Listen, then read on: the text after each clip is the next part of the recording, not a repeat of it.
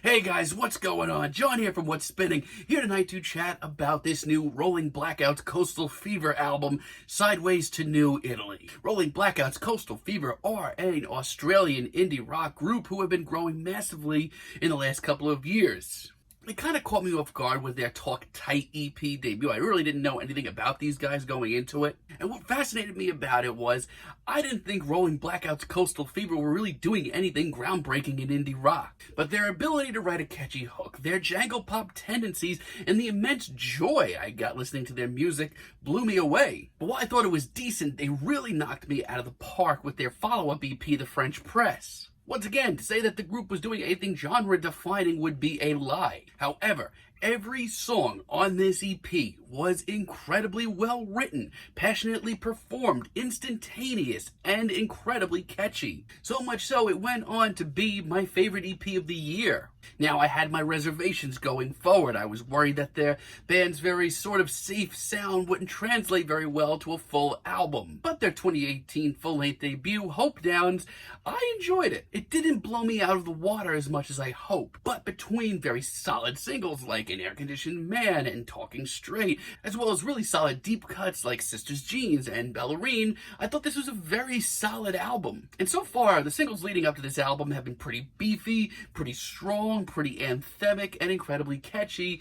Let's see if it translates once again. This album starts off with the second of the first. Right off the bat, these guys seem to pick up really right where they left off. It's just as upbeat and instantaneous, and the trio of guitars is just such a great element. But one thing that I do think that really sticks out is how vast this sounds. It just sounds a whole lot more deep. It's a much bigger sound for the group overall, with some sort of darkened corridors, but also big, beautiful blue skies. And of course, I'm not shocked at all just how gigantic this chorus is. It's a wonderful start, so much so, this track could have been a single. Falling Thunder, man, just the tracks like this just really get inside me, make me feel good. I love how sweet on the ears and breezy this is. It's such a simple formula. Big hooks, big guitars, great feeling. But hell, they really do it justice. And I don't know if it's just being in lockdown, but this track just makes me want to get out and enjoy the world. These guys just have this uncanny ability to just write these big, boisterous, unbelievably catchy tracks. When it comes to She's There, I had my initial doubts on this track. It might seem a little bit too straightforward, a little bit too simple, but I think Rolling Blackouts Coastal Fever pull it off miraculously.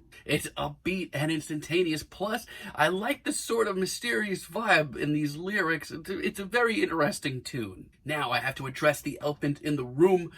When this album is bad, I feel like Rolling Blackouts Coastal Fever are actually pushing out some of their worst material to date. Beautiful Steven, this track rolls in and brings in this very hazy dream pop feel that kind of sounds like they're ripping off Real Estate at like Real Estate's lowest, but it honestly makes me miss their very safe brand of jangle pop quite a bit. Lyrically, I'm scratching my head. I'm perplexed. I don't know what's going on this one.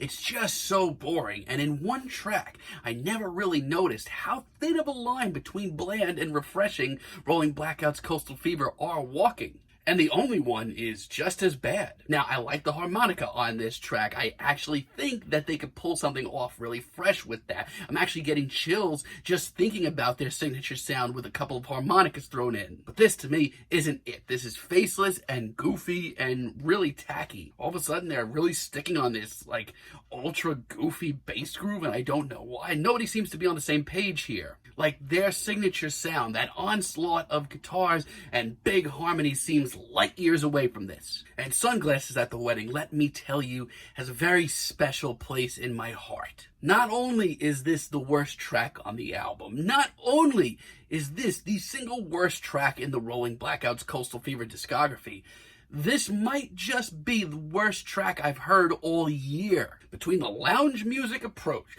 and the sleepy-eyed performance, I am shocked. Avoid this track at all costs. Clearly, Rolling Blackouts Coastal Fever need to freshen up a bit, change things up a bit.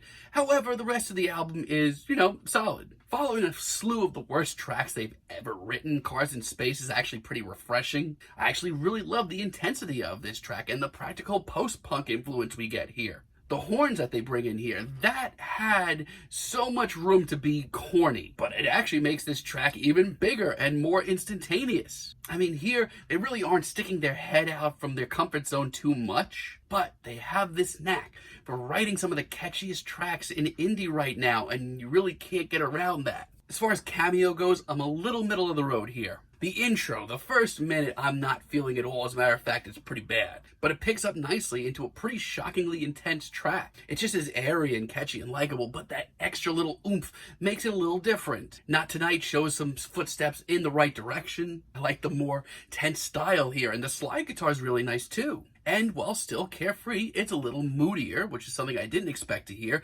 especially when we get to that chorus. It's pretty tragic sounding. See, this is interesting. And the cool change as a finale is pretty fresh as well. It may not be as upbeat or as soaring as you'd expect to hear here, but it's a punchy, very catchy, and incredibly memorable finale that will stick with you. In a lot of ways, this is kind of just where I wanted to hear them end off. So you know what? Rolling Blackouts Coastal Fever continue to not really branch out too much, but they have this uncanny ability to write some of the catchiest tracks in indie today. As a matter of fact, when they're on here, they are actually still recording some of the best tracks I've heard from them yet. However, when this album slumps, it slumps very hard, and it becomes very apparent just how tight of a rope the band are walking between bland and refreshing in these genres. For now, though, it's a solid album. I'm feeling a very light to decent 7 on this, but let me know what you guys think down below. If you like the video, be sure to give us a like, give us a subscribe, and let me know down below what you would like for me to chat about in the future.